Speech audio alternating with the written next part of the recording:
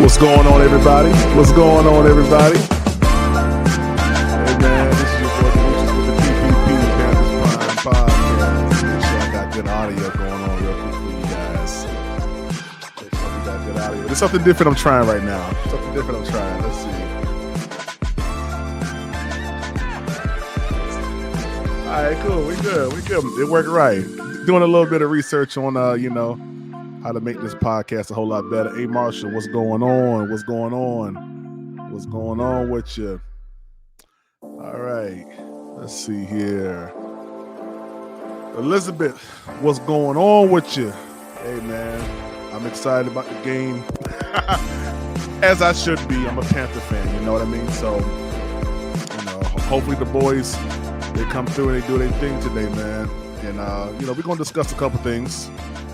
Let me remove myself from the stream from that part right there. Still working out some stuff, trying to get it right, you know what I mean? But, we're going to get it there, man. So, the title, what we're talking about today is, can the Carolina Panthers defense beat Chicago? All right? Can they beat Chicago? That's the focal point for this game for me. I don't think our offense matriculates within the next, from last game to this game so drastically that we lean on the offense. I believe that this is going to be a defensive game. I believe that our defense has to come out and, put up some numbers. And what I mean by that is we got to get some scores on defense. if we want to have any opportunity to possibly beat Chicago, okay? So I'm gonna pause this real quick. There we go. So what I'm looking at is a Chicago team that's very, very stingy, that likes to hold the ball a long time. All right. In the 3 games that this dude Badgett has played, he's almost had the same amount of time of possession as the other teams. Okay. If not just a little bit more. And it's important. Omar Tillman, better question. Does Bryce only score points? Hey, listen, hard to do that with no pass rush. Hey, we gonna get to that point, Elizabeth, and that's what I'm saying. If you guys have noticed over the past couple of weeks, past 2 weeks, the Panthers have been going crazy on defense for some reason. Even though our defense has been pretty okay for the most part, it's just been our offense that hasn't been able to, withstand and hold up to whichever team is on offense at the time. I mean, on defense. So when I sat back and looked at it on yesterday, I said, well, the only way for Carolina to really make an impact in this game is if we get some short yardage, flip the field in favor for Bryce. And I think I talked about that on Monday when I was Tuesday or Monday when I was heading into work. We have to be able to create short yardage for Bryce. Bryce is only able to get about 35, 40 yards on offense, man. And the majority of the time, if you really look at it, we've only gotten to maybe like the 35, 40-yard line. I mean, we've been deep into our end zone every time we've gotten the ball, especially in that last game against Indianapolis. I mean, we stayed in our end zone.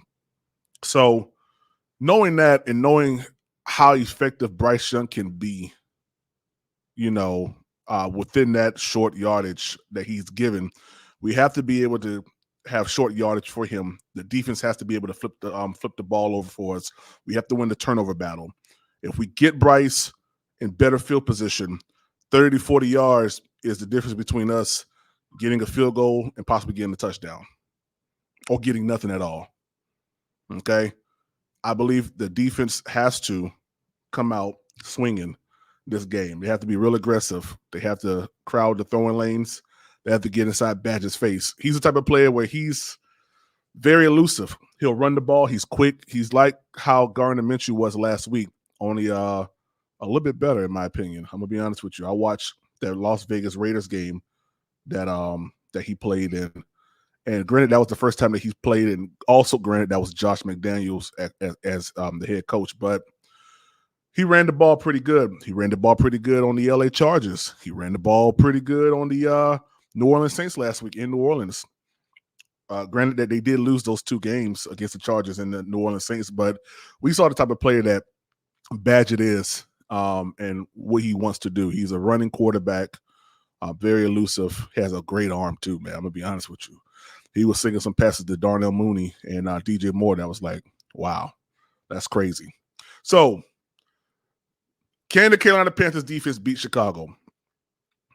I'm going to outline what I've been seeing, and we're going to, come together and, and see if it can be done. Okay? So, let's pull up Badgett's numbers from the past couple of games. Let's share screen. Boom, boom, boom. Let's go here. No, let's go to this one, next gen. Let's go here. All right. Let's pull it up real quick. And this is going to show you guys kind of his progression from the past couple of games. He's only played in 3 games, which the first one being the Las Vegas Raiders, and this one right here, LA Chargers, and then last week the New Orleans Saints. So the first game he put up 162 yards. Okay. As you can see, this was the game that he first came in. So there was a lot of screen passes to DJ Moore and to the running backs out of the backfield. Okay. I mean, they leaned on their special players a lot in this game, which is rightfully so. This is his first game. But as you can see, he threw no interceptions, 1 touchdown, 21 for 29, 162 yards. Okay. He did pretty good. He leaned on what he had available to him, right? That's what you do.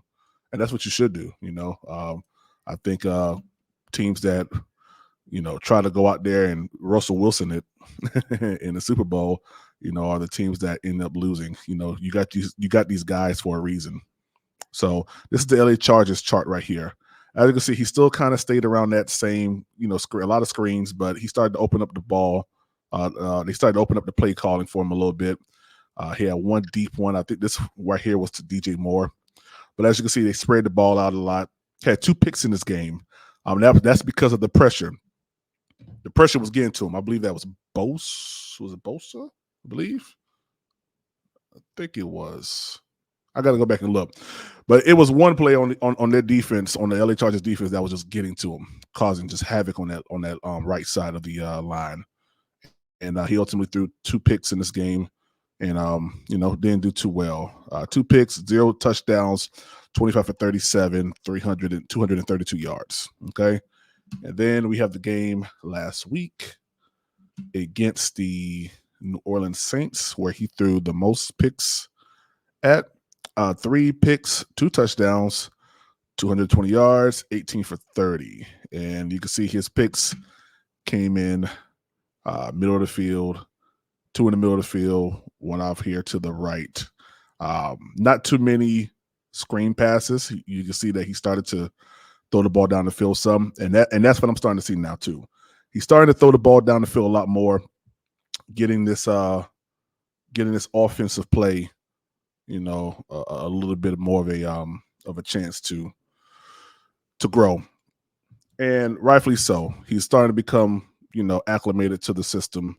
So they're going to take the training wheels off of him. They're going to allow him to throw the ball down the field and, move the chains. So where do I see Carolina making an impact in this game? All right. Let's pull this up real quick. Let's see here. Let's pull this up. Let's take this down. Share screen. Let's stop sharing the screen. Let's go here. All right. So where do I see Carolina really making a impact at? I believe that you have to force him back inside, which is kind of like the same thing that we needed to do against Indianapolis. You force him inside because he's a threat to run out. All right. But here's the issue. I've been seeing a lot of two back play scheme with Chicago, and they like to run them out either direction, left or to the right. With DJ Moore predominantly to the right side of the field or the left side of the field, possibly for a screenplay. I mean, they ran this one screenplay, had to be about nine to 10 times throughout the course of 2 games. And it's an effective screenplay, man. It gets you very, very wide, kind of thin on the sides. And if Carolina isn't, you know, if the Panthers aren't really paying attention, this play right here is going to tear us up, man. All right. They love that screen pass to DJ Moore. But I think for this game here, they're going to really use Darnell Mooney. I think he'll be the top receiver for this game, only because coming into this game, of course, we traded DJ Moore to get the number 1 pick. I don't believe that he'll be the featured wide receiver in this game. I'm just being honest with you. Something just telling me that Darnell Mooney is going to go off, and he's going to try to go off in the middle of the field. All right. I think they keep DJ Moore kind of like that screen guy. I don't think it'll be a lot of deep passes to DJ Moore, which is crazy, but that's just what I think. I believe that our defense is capable outside of our cornerbacks. I believe that our front line, our front three, however they want to do the front, I think they're capable of bringing pressure to Badgett. We just have to make sure that these young guys, are very, very smart with their eyes. I believe that we can handle the screen. I believe that we've seen that against the Vikings.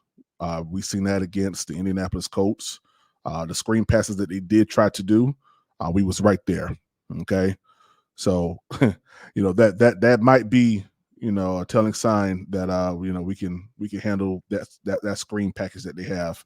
The one thing that I'm a little worried about is, of course, the run game from Chicago. The Chicago Bears have 2 dynamic running backs, one of which we know is Deontay Foreman, which is going to more than likely be the featured running back in this game. Can we stop the run in this 4-3? I mean, this 3-4. It's going to be hard, man. I'm going to be honest with you. It's going to be very, very hard. We ain't got Chin. We don't got a lot of people, man, that has played with Deontay Foreman or was a teammate on his team.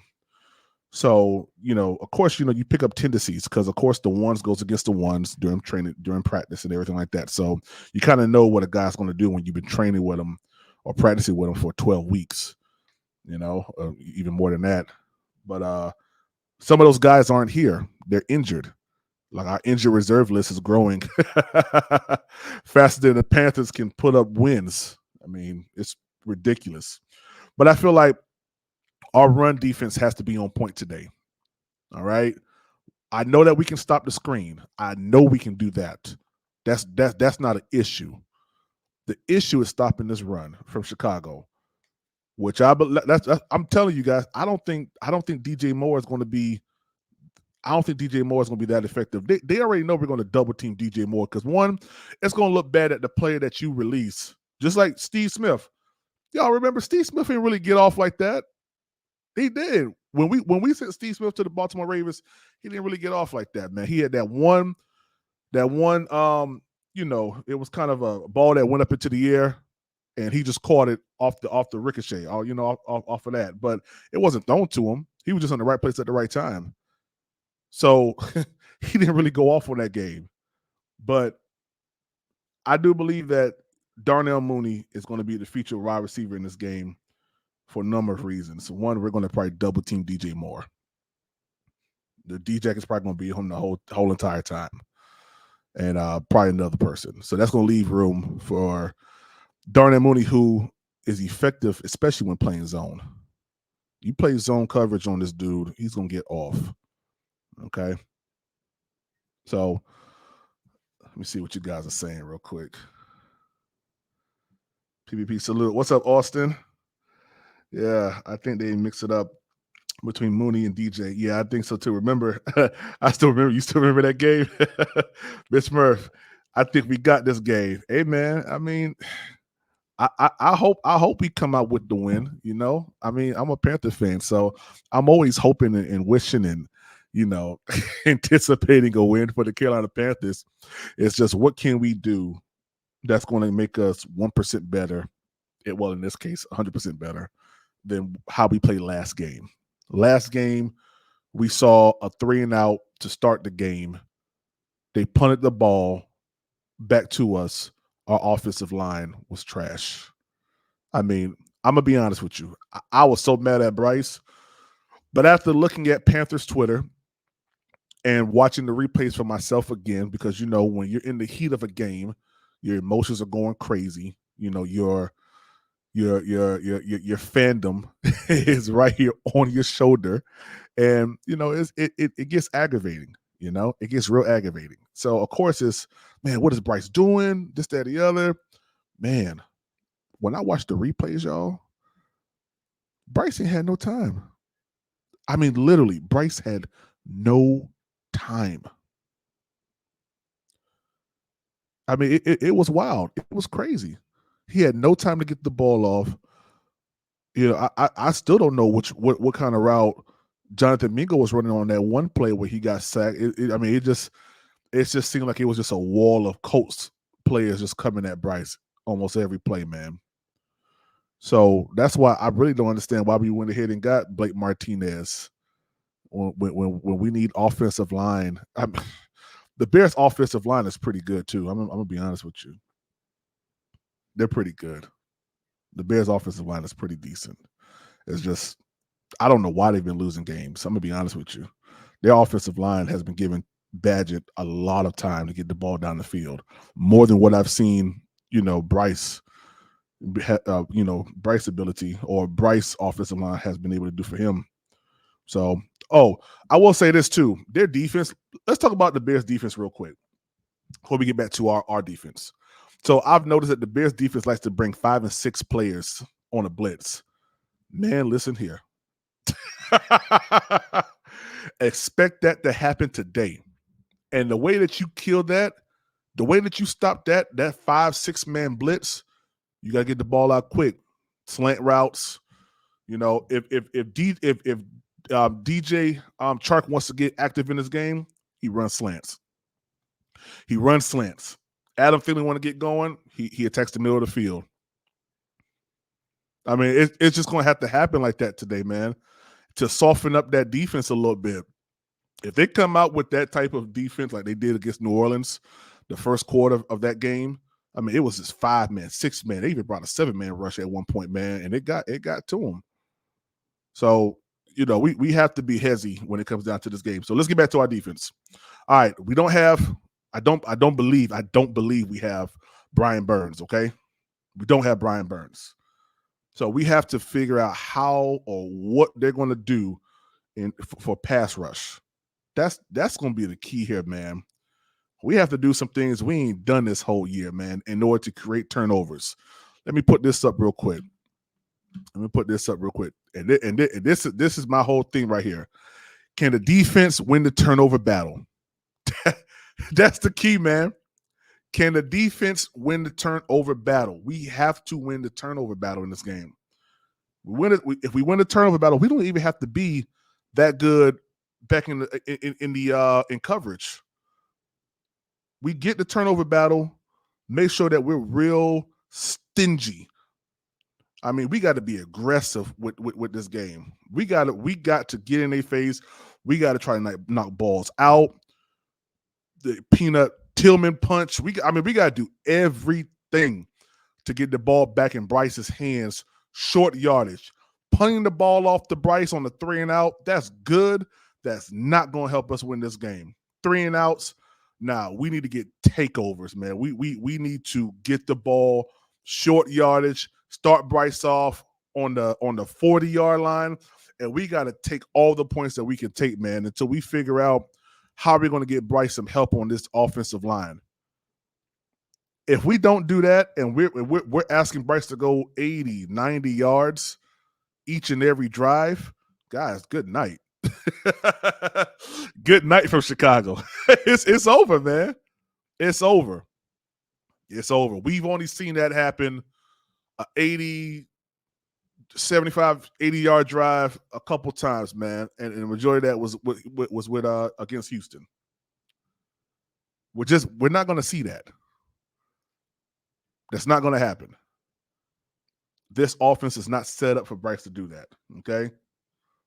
So I believe that's how we win this game. We win this game on the short yardage, short fields. We win a turnover battle. We get Tyson. I keep saying Tyson Badgett. We get him funneling back into the middle. Derek Brown, Frankie Louvu. It's going to be real big in this game. All right. They have to be. I mean, we got to get them hands up, blocking the balls down like we did against Indianapolis. I think Derek Brown had like 4 or 5 batted balls, if I'm not mistaken.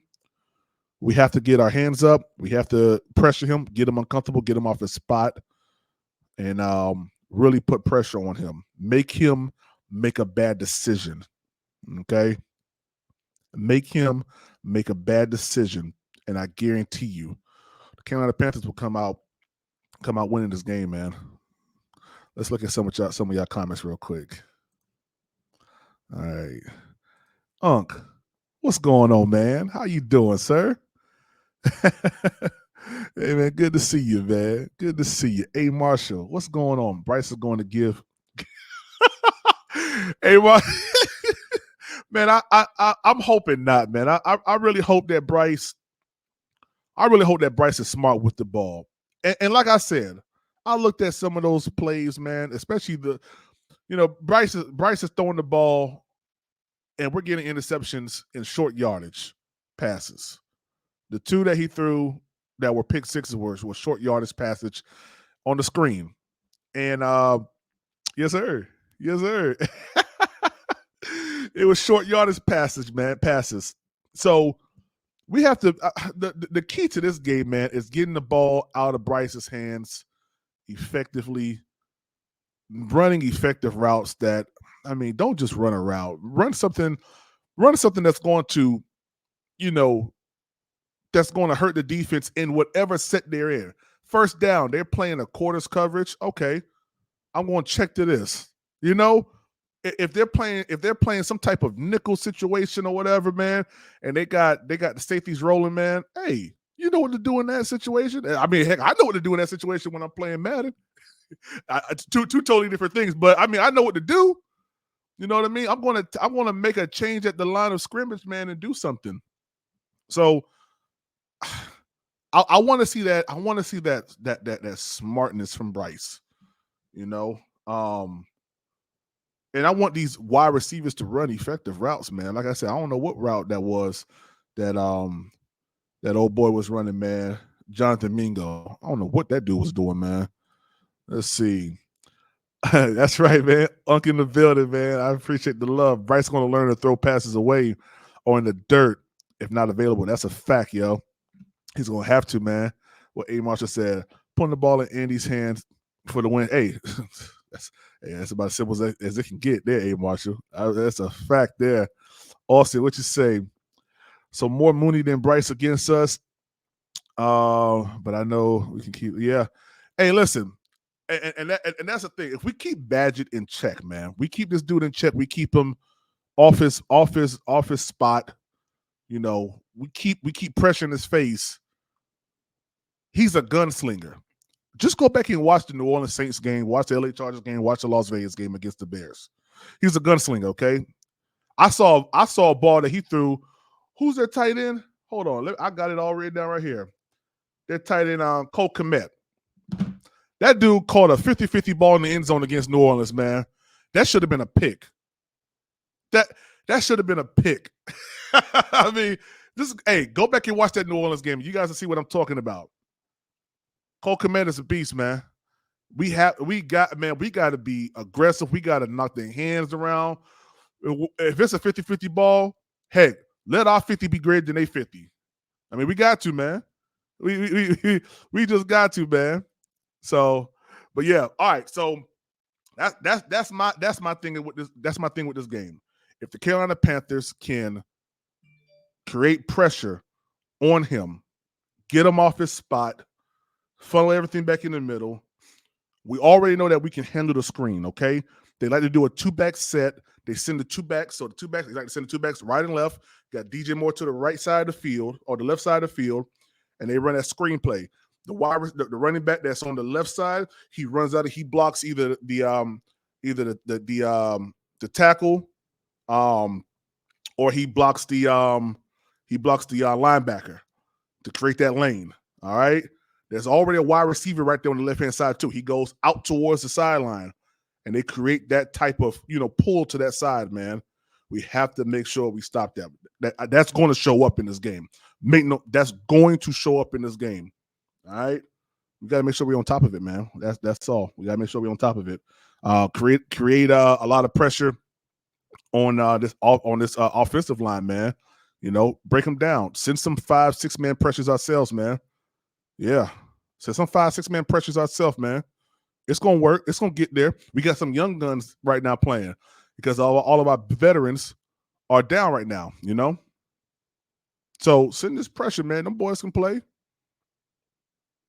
Get the ball back for Bryce. What did Big Smurf say? All eyes on Moore and Foreman. They're going to be. And that's what I'm saying. I believe that's what they're thinking, too. That's why I believe that players like Mooney, Cole Kmet, of course, this game ain't no different from any other game, but it is different. This is the team that you traded with to get number one. This is a team that since the trade happened has said that they fleeced us, okay? So it's a lot riding on this game as far as fandom. As far as fandom, it's a lot riding on this game, man. Badgett is a gunslinger. Heck yeah. He's a gunslinger, man. Yes, sir. That man don't mind throwing the ball 40, 50 yards down the field and letting his star players do what star players do. He ain't afraid of that, man. I think the solution that needs to be discussed is for young Bryce to take away hold on. I think a solution that needs to be discussed for young Bryce is taking away an on-the-field weapon, adding another offensive line. Yeah, I mean that's. I'm gonna say this. We saw these same players do pretty good with Andy Dalton, right? All right, offensive line looked pretty good in that Seattle Seahawks game. I don't know why they're not blocking for Bryce. I think the biggest thing for us right now is to, get some continuity on the offensive line. And before we start adding in tight ends or wide receivers, I think the offensive line needs to have a kumbaya moment. They need to build a wall. They need to be grown men. Mo needs to stop getting pushed around. I mean, Icky needs to stop getting pushed around. All these boys need to stop getting pushed around, man. There was no reason why we should have seen 5-6 Indianapolis Colts jerseys in the backfield multiple times in that last game, which ultimately was the reason why we got 2 picks, or Bryce got 2 picks, 3 picks, 2 pick sixes. He ain't got no time, man. But I agree with you, AJ. That's something that we have to make sure that we have. He got to have weapons on the field that are good weapons. You put Cole Kmet on this Carolina Panthers team, we're still trash. He don't got no time. Andy gets the ball out faster. He does. And we saw that. But for some reason, just y'all go back and watch that game, man, against the Seahawks. Man, Andy Dalton had time, man. And he wasn't rattled. I mean, he had what's old boy's name? I want to say it was Christensen, or one of them had a player right there, hands right in his face. Andy slid to the right, boom, threw it. You know what I mean? Does this bring up the Bryce Young is too short question? I don't know. I don't know. I saw CJ Stroud out there doing his thing, man, with pressure in his face. Hey, that dude. When you look at CJ Stroud, I'm gonna come back to this game. When you watch CJ Stroud, his mechanics, his footwork. I mean, the dude is always and like he's always in the motion of getting ready to pass the ball. And in that game, I'm just looking at his footwork, and his footwork looked amazing. Is that because his O-line is holding for him better? He feels more comfortable? Does Bryce feel like he's always in duress? I mean, Bryce is always standing straight up. I saw CJ Stroud. I mean, his legs is like he's in that motion. If you ever coach football, whichever hand you're throwing from right or left, that left foot is always like your pointer foot, or whichever you're throwing. So if you're right, that means you're stepping with your left. You're stepping with your left, and you're going. All your power comes from your hip to that side to throw the ball, right? And I'm looking at him, and he's ready. I'm looking at Bryce. Bryce is like just standing straight, almost like he's in like I'm about to run position, man. I think the key here, man, is we need better O-line help, man. Yeah, man. We just need better O-line help, man. That's the key here.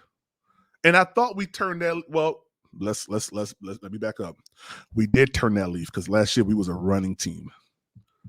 We ran the ball effectively. We're not running the ball effectively right now, and that's a problem. That's a huge problem. We're not running the ball effectively. So, of course, now everybody is keying in on, the ball is going short. Carolina Panthers are afraid to throw deep when they got Bryce. You see, they respected Andy. But they're not respecting Bryce. That pass to Hayden Hurst, was only because the two defenders on the right hand side went for the under route. That's all that was, man. That's all that was. Oh, real quick, guys, I'm at the beach. Also, I'm on a trip. My first time out here, I'm at Atlantic Beach, North Carolina. Got a beach view and everything, man. It's pretty dope too. But anyway, I'm gonna be going live tonight for that game too, man. I'm gonna drop in with Unc a couple times, but I'm gonna go live on this platform, and we're streaming right now on YouTube and on Twitter. I'll be streaming on the Facebook page. Probably tonight once I figure out how to get the stream key and all that going. But yeah, man. I mean, things are looking pretty good over here, man. But real quick, looking at their defense, all right, for us on offense. Like I said, they play a lot of 5-man rush. They like to bring 5 men the majority of the time. If they can't get to you with a 4-man rush, they're going to bring 5. They're going to bring 6. Like I said, heck, they even brought 7 against New Orleans, and they got to them. So for that right there, we have to make sure. And of course, it was telegraphed too. Like I saw with my own eyes pre-snap that they was bringing 6 players. Okay, the 7th one came on a delayed blitz. He stayed back like he was in coverage. Then he ran in, and I believe it was him and another person that got the sack. The delayed blitz got the sack. Man, we don't need that. We don't need that today, man. We need our offense to be on point. So, I'll open it up for you guys. Maybe I want to drop in. We can talk about it real quick. Drop the link right in the chat. Figure out to everything. I don't know how to do all that stuff, man. I'm just learning how to do the music today. Yeah, I just learned how to do the music today, man. If y'all want to come on up, and come talk, let's do it. With All Eyes on Foreman, we saw that comment already. Badgers Gunslinger, yeah, we saw that. Okay, we up to date. Yeah, man. But according to some Bears fans, Carolina Panthers are gonna get dusted in this game. I don't see a dusting happening. I don't see that happening. I don't see us running up out of Chicago with our tails, tucked in. I don't see that. I think it's going to be a good game. Of course, everybody in the league has us either losing or tying this game. I saw a 13-13 tie. No wins for Carolina, just a 13-13 tie. I said, golly. Man, that's crazy, man. That's some wild stuff, man. Hey, you know what? Let's do this real quick. Let's look at this game real quick from the whatchamacallit.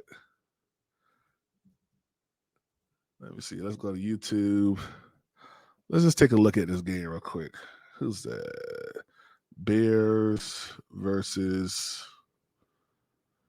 Let's go Bears.